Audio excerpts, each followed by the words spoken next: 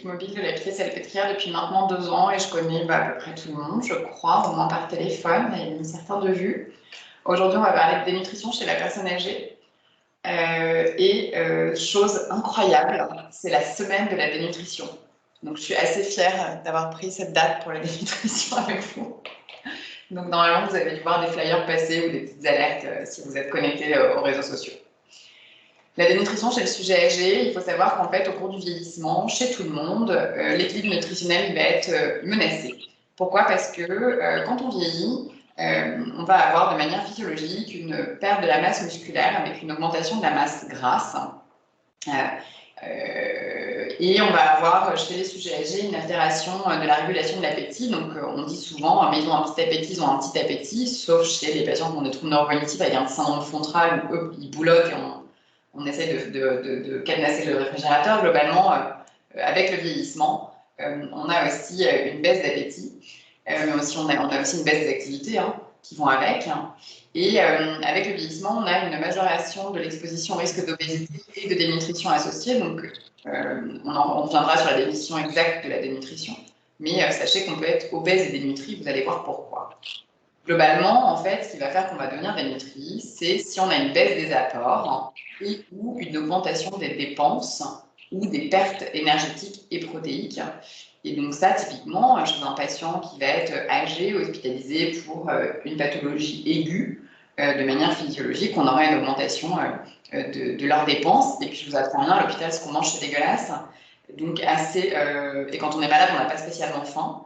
Donc, assez rapidement, on voit que c'est des patients qui vont moins manger et pas manger. Dépister la dénutrition, ça fait partie des syndromes gériatriques à rechercher qui systématiquement, au cours d'une évaluation gériatrique standardisée, c'est hyper important d'avoir ça en réflexe. Pourquoi? Parce que l'idéal, c'est de la prévenir, puis de la dépister et évidemment de la prendre en charge, mais de ne pas intervenir une fois que c'est trop tard avec quelqu'un qui a des escarres partout et qui a une dénutrition au stade sévère et qu'on a laissé perdre 30 kilos. On va voir comment est-ce que les patients âgés perdent du poids et les circonstances qui doivent vous alerter, en tout cas en ville. Il faut savoir que la dénutrition, pourquoi est-ce qu'il faut prévenir, dépister et prendre en charge? Parce que c'est associé à la morbidité.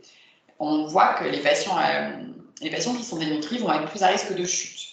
Qui dit chute dit plus à risque de fracture ou de conséquences graves de la chute avec des hématomes subduraux et des choses comme ça, ou du syndrome post-chute où en fait ils vont perdre la marche.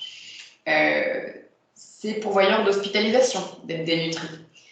Et la dénutrition, quand on est dénutri, on ne peut pas se battre contre les infections. Pour se battre contre les infections, il faut un peu de réserve. Et quand on n'en a plus, on va être plus sensible aux infections, et notamment aux infections nosocomiales. Et donc, il n'est pas rare de voir une personne âgée rentrer à l'hôpital pour une grippe, un Covid, une pneumopathie, une infection à VRS, et puis enchaîner les complications infectieuses parce qu'en fait, en dessous, c'est quoi? C'est un malade qui va être dénutri et qui ne va plus avoir de réserve pour se battre contre ces infections. Évidemment, c'est aussi associé à la perte d'autonomie. Il y a peu de choses qui ne sont pas associées à la perte d'autonomie en gériatrie, mais la dénutrition aussi est associée à la perte d'autonomie. Et on sait aussi que les patients qui sont dénutris ont un plus haut taux de mortalité. Les causes de la dénutrition, elles sont multiples. Chez le tout venant, vous et moi, on peut avoir une pathologie chronique sous-jacente ou plus ou moins aiguë qui est en train de parler. Donc le fait d'avoir un cancer, ça fait de l'hypercatabolisme, on est à risque de nutrition. Le fait d'avoir une insuffisance cardiaque, une insuffisance respiratoire, une insuffisance rénale, une pathologie inflammatoire, une pathologie infectieuse, ça peut être des causes de dénutrition. Ces causes-là, elles marchent aussi chez la personne âgée. Mais il y a des choses qui sont un peu plus spécifiques au sujet âgé et qu'il faut connaître. Il faut savoir que toute pathologie aiguë, peu importe laquelle, peu importe sa famille, peu importe sa classe, est à risque de dénutrition. Il faut savoir que quand on a une personne qui est âgée et dépendante, elles sont plus à risque de dénutrition pour tout un tas de raisons. Une des raisons, c'est quand on est dépendant, qui fait les courses? Quand on est dépendant, qui fait à manger? Que ce soit une dépendance physique ou cognitive, pour élaborer un repas équilibré, un menu entrée, plat, dessert à chaque repas, il faut avoir en fait une certaine réserve physique et cognitive. Donc il y a tout un tas de choses qui existent, vous savez ça mieux que moi. On peut mettre en place l'auxiliaire de vie qui va aller faire les courses, qui va aller préparer les repas. On peut mettre en place le portage des repas. il faut aller manger comme Hector Falcoff avec sa maman à l'EHPAD, même si ça prend 2 heures. Parce que si Hector Falcoff ne le fait pas, c'est pas forcément l'EHPAD qui va prendre 2 heures à chaque repas de sa maman. Et on va majorer le risque de dénutrition. Quand on a des troubles cognitifs, on est aussi plus à risque de dénutrition. Pourquoi? Parce qu'on ne va pas forcément se rappeler qu'il faut manger. On ne va pas forcément se rappeler l'heure qu'il est, on ne va pas forcément se rappeler qu'on est le matin, le midi ou le soir, on ne va pas forcément se rappeler qu'on a un petit déj à préparer. Et on ne va pas forcément non plus être capable d'élaborer un menu, d'élaborer un repas. Donc, c'est des gens qui vont grignoter. D'ailleurs, on dit souvent que dans les troubles neurocognitifs ou dans la suspicion de troubles neurocognitifs, c'est toujours assez intéressant d'aller ouvrir les réfrigérateurs de vos personnes âgées. Parce que vous avez 2 cas de figure. Soit il est vide, parce que personne n'a fait les courses, soit les enfants ils passent toutes les semaines en faisant plein de courses et tous les trucs sont périmés. Globalement, c'est que personne ne s'est servi dans le réfrigérateur. Ça, je suis sûre que vous avez des cas en tête là-dessus. Quand on est déprimé, on est plus à risque de dénutrition. Pourquoi? Parce que finalement, quand on est triste, alors il y a des gens qui se réfugient dans la nourriture, mais ce n'est pas trop la présentation clinique de nos personnes âgées. Le risque, c'est plutôt qu'ils ne mangent plus. Il faut savoir aussi que l'alimentation, il y a une vraie part sociale. Donc je vous l'ai mis, l'isolement social est un facteur de risque. En fait, quand on est, par exemple, quand on a vécu toute sa vie avec son mari et qu'il est parti et qu'il est mort, en fait, manger toute seule, c'est pas très drôle. Je sais pas si vous, quand vous mangez tout seul, vous faites entrée, plat, dessert, un gros kiff au restaurant en bas de chez vous. Moi, globalement, quand je suis toute seule devant mon ordi, je me fais un sandwich en 1 minute 30. Et ben, c'est un peu la même chose chez les personnes âgées qui sont seules ou qui sont déprimées. Il faut savoir que quand on a des douleurs, et notamment des douleurs chroniques qui n'ont pas été dépistées et diagnostiquées, le fait d'avoir un fond douloureux comme ça va vous couper un peu l'appétit. Dans les autres causes chez la personne âgée, donc tout ce qui est polypathologie et polymédication est associé à la dénutrition. La polypathologie pour le côté un peu hypercatabolisme et la polymédication. Je ne sais pas si on a des infirmières avec nous qui nous ont rejoints, mais quand vous préparez les petits médicaments le matin là, et qu'ils en ont 10 à prendre, allez avaler un petit déj après ça, vous verrez. Il faut aussi savoir qu'il y a certains médicaments qui sont anorexigènes, c'est-à-dire qu'ils coupent un peu l'appétit. Donc ça, c'est toutes les choses qu'on peut retrouver chez les personnes âgées. Vous avez aussi des troubles de la déglutition. Manger avec une personne âgée, ça peut être vraiment très long. Pourquoi? Parce qu'en fait, ils vont devoir mâcher plusieurs fois. Ça va mettre du temps à aller jusque dans l'estomac. Et ce temps-là, on ne le prend pas forcément. Pourquoi? Parce que tout le monde est contraint par le temps. Donc à l'hôpital, on est contraint par le temps de la distribution du repas, le ramassage des repas avec le temps de travail. Quand on a une auxiliaire de vie à la maison qui doit, sur un temps imparti, faire des courses, préparer un repas équilibré et le proposer à la personne âgée, c'est compliqué. Et en fait, il y a une certaine lenteur chez le sujet âgé dans l'alimentation et il faut prendre ce temps. Et quand on a des troubles de déglutition, c'est majoré, donc c'est des malades qu'on voit dénutris. Les troubles bucco-dentaires, je vous ai mis une jolie photo d'un dentiste. C'est là où on est vieux qu'on ne peut plus aller voir un dentiste. Quand on a des vieilles chiens, ça peut faire mal. Ça peut être compliqué d'aller croquer dans son steak. Et du coup, il faut essayer de soigner les dents, autant que faire se peut qu'il n'y ait pas de douleur dentaire, et essayer d'adapter la texture à votre état bucco-dentaire et au nombre de dents qu'il reste. La dernière chose chez le sujet âgé où il faut faire vraiment attention, c'est que le gériatre n'est vraiment pas friand du régime sans sel, régime sans sucre, régime chez l'obèse hypocalorique. Nous, globalement, on dit à nos patients âgés, mangez ce que vous voulez, essayez de manger équilibré, mais on a tellement peur de la dénutrition que globalement, mangez. Et après, on s'adapte, nous, avec nos traitements du diabète, avec notre traitement de l'insuffisance cardiaque, pour éviter ça. Je suis désolée, je n'ai pas pu m'animer mon téléphone. Voilà, donc vous voyez, la liste est longue et finalement, ça concerne globalement presque tous nos personnes âgées, polypathologiques et comorbides dans toute cette liste-là. Comment est-ce que, du coup, maintenant, on sait que tout le monde est à risque de dénutrition avec l'âge, globalement, si vous avez bien retenu la diapo d'avant. Qu'est-ce qui doit nous alerter dans la dénutrition? Il faut avoir un réflexe, c'est de peser nos malades. De peser nos malades ou de leur demander, quand on ne le connaissait pas, quel était leur poids de forme. C'est-à-dire quel était le poids qu'ils faisaient il y a 5 ans, il y a 10 ans, avant d'être malade, avant d'être âgé, avant d'avoir perdu ce poids. Et en fait, les gens vont vous dire, ah moi, docteur, j'ai toujours fait 55 kilos. Moi, 55, ça a été mon poids habituel. Très bien, et là, vous le faites monter sur la balance, il en fait 45. Et donc, le pourcentage de ce poids va vous faire rentrer, va être un des critères phénotypiques de dénutrition. Et c'est hyper important d'avoir des poids de référence et de surveiller le poids régulièrement. Les critères de dénutrition sur la chaise, donc il y a des critères phénotypiques avec la perte de poids. Vous avez aussi le critère phénotypique avec le calcul de l'indice de masse corporelle, et pour ça il faut un poids et une taille. Ou la sarcopénie, donc la sarcopénie confirmée. La sarcopénie, c'est quoi? C'est une diminution de la force, une diminution de la masse musculaire. Pour faire simple, pour savoir si un malade est sarcopénique, alors vous pouvez observer, vous n'avez pas besoin de faire forcément des examens farfelus, même si en théorie il faut faire des examens, une impédance-métrie, des choses comme ça. Vous, des choses toutes simples, c'est que vous pouvez demander à votre patient de se lever 5 fois de sa chaise. Et vous allez voir s'il en est capable. S'il n'en est pas capable, c'est qu'il est sarcopénique. Sinon, vous pouvez aussi observer ses muscles au niveau des cuisses, ses muscles au niveau des mains. Et si vous vous apercevez qu'il y a une fonte musculaire, vous pouvez vous dire qu'il est sarcopénique. Donc, il faut au moins un de ces critères, perte de poids IMC inférieur à 22 et sarcopénie, associé à un critère étiologique. Et là, vous allez voir que le critère étiologique, il est hyper facile à avoir. Il suffit de manger un peu moins que d'habitude, diminution des apports alimentaires par rapport à ses apports de base, et donc observer ce que mangent vos patients. Globalement, c'est un peu des petits moineaux. Ça peut être une malabsorption et une maldigestion, ça c'est plutôt chez les malades plus jeunes qui ont des pathologies digestives. Et un critère étiologique, ça peut être toute pathologie aiguë, chronique ou un cancer. Donc vous voyez, en fait, le critère étiologique, il est facile à gagner. Donc focussez-vous sur le critère phénotypique. Et vous allez voir que c'est hyper fréquent.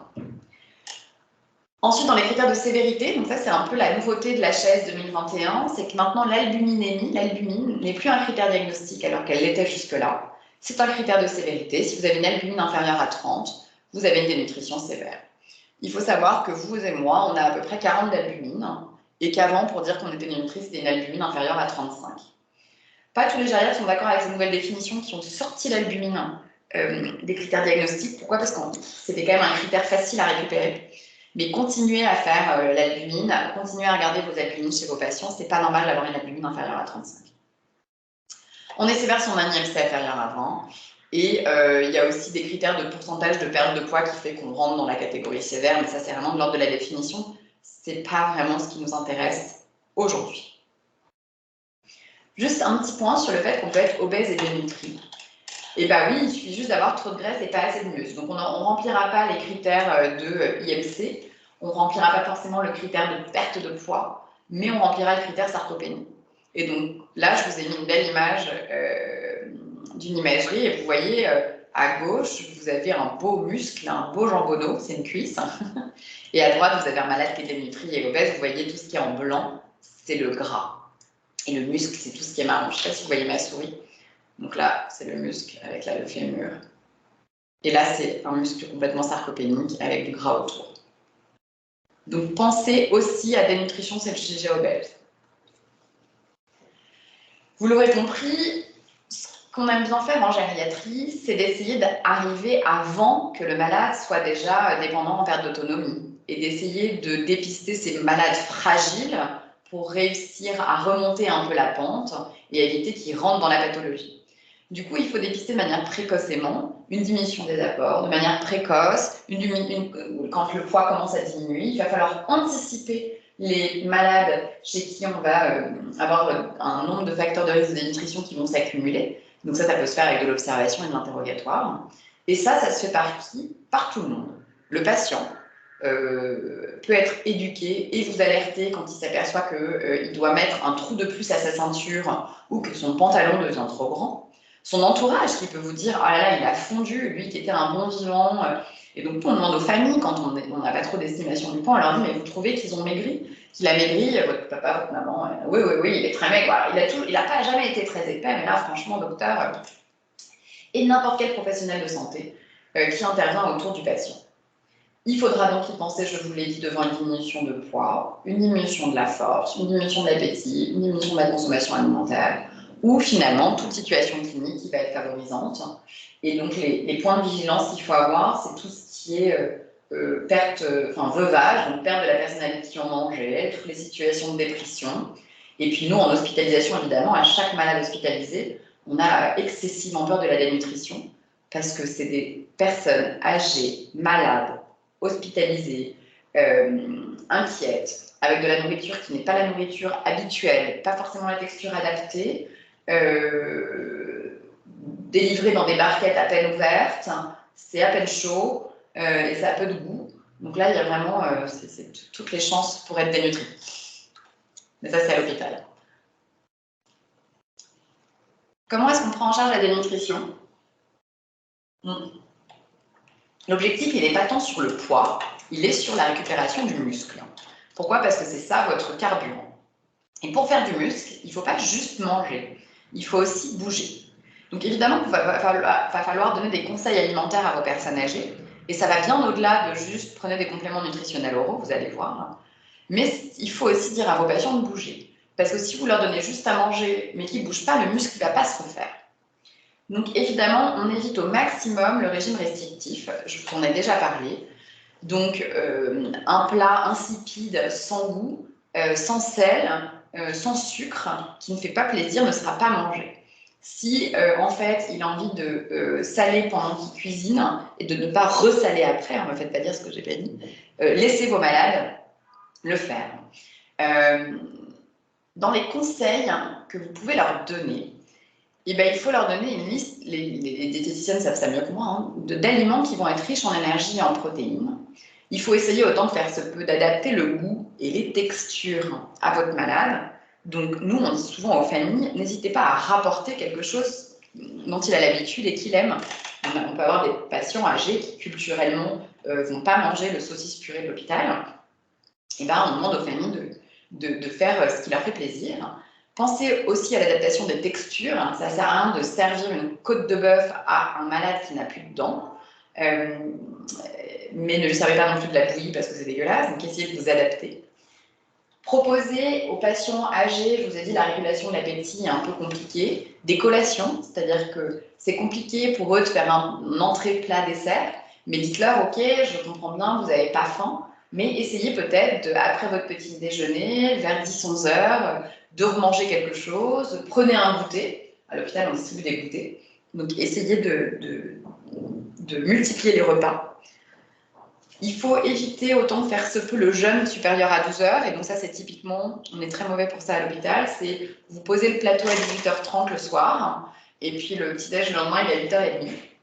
Là on a une longue période de jeûne, c'est à haut risque d'hypoglycémie.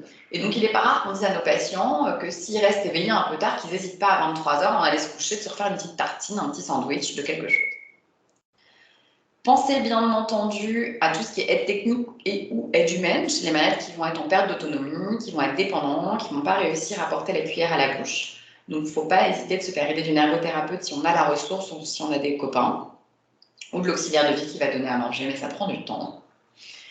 Il faut favoriser un environnement agréable, manger seul dans un environnement froid, pas éclairé, pas agréable, la cuisine pas chauffée.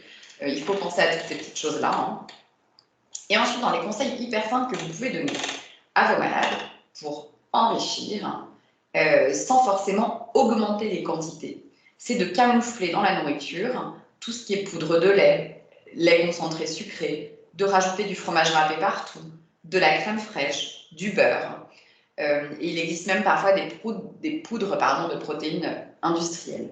Donc ça, c'est des choses simples. Je vous ai dit, en quantité, ils vont avoir du mal à augmenter les quantités, mais vous pouvez majorer l'apport protéino-énergétique des plats de manière hyper simple. Et ça, c'est vraiment hyper simple à dire, d'avoir toujours de la crème fraîche, du beurre et du fromage râpé chez soi. Et souvent, les personnes âgées, elles aiment leur soupe, leur petit potage. Et bah, dans le potage, vous me faites un petit potage booster, là.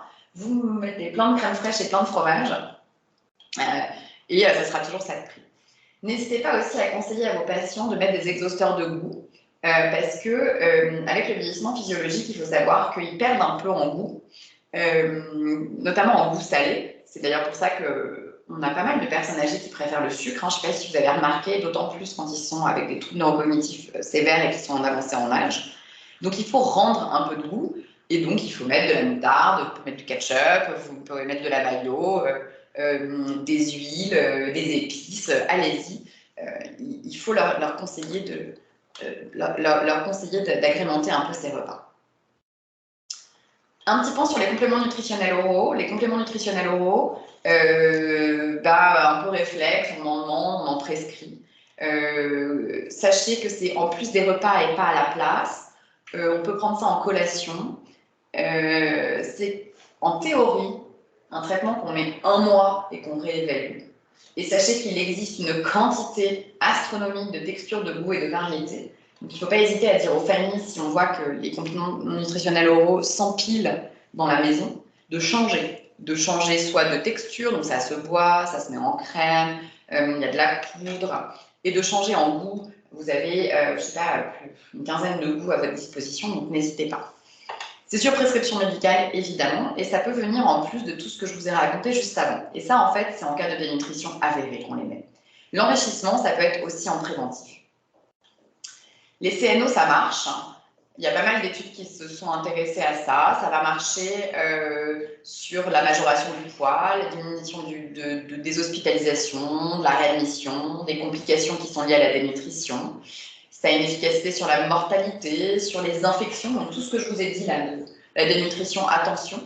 Et ben les CNO dessus, ça marche. Donc n'hésitez pas à demander à ce qu'on en prescrive. Et faites attention aux malades qui n'aiment pas ça, à proposer autre chose et à voir avec la pharmacie en bas de chez vous d'essayer de tester d'autres choses, d'autres goûts. Globalement, la compliance au CNO est bien meilleure à domicile qu'à l'hôpital. Hein. Nous, on jette une quantité de CNO astronomique.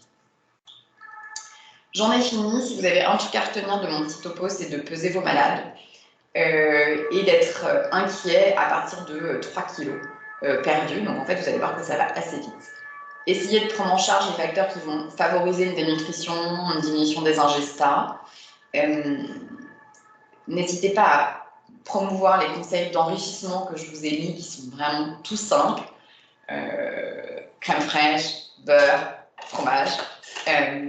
Et demander aux médecins de vos patients de leur prescrire des CNO et à réévaluer. Il faut dire à vos malades pour faire du muscle de bouger. Bouger, ça peut être de sortir un peu tous les jours avec votre auxiliaire, votre famille, votre fils, d'aller faire un tour de pâtisserie de maison, même s'ils vous disent qu'ils ont trop la flemme. Mais vous pouvez aussi, ça se développe de plus en plus, faire appel à des activités physiques adaptées. Pour faire de la marchothérapie, on n'a pas forcément besoin d'un kiné. Et donc, il faut dire à vos patients de sortir de chez eux tous les jours. Il faut essayer de favoriser cette activité physique et cet exercice physique quotidien. Juste un petit mot, quand on parle de dénutrition, il ne faut jamais oublier les apports en vitamine D, soit en ampoule tous les mois, 2 mois, 3 mois pour l'observance, soit un peu tous les jours. Mais tous nos personnes âgées sont dénutries globalement. Et donc, il faut absolument que vous mettiez une complémentation en vitamine D quand on parle d'alimentation cellulose. Voilà pour moi, j'espère que c'est clair pour vous.